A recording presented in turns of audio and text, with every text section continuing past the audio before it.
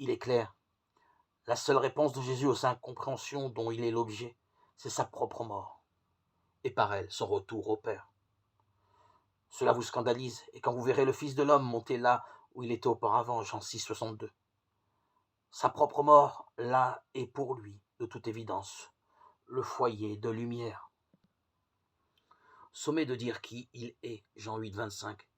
Jésus renvoie de nouveau mystérieusement à la mort qui le happe, et dont le signe est l'hostilité de ses adversaires.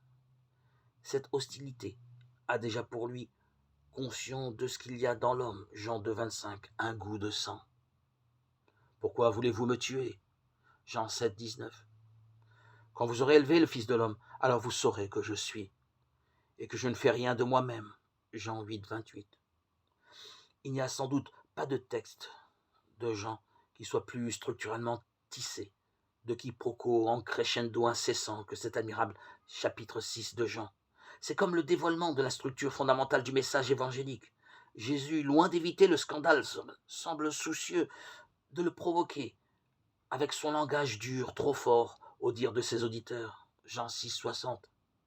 Il entend bien affronter ses disciples à la difficulté radicale qu'il y a à comprendre son message.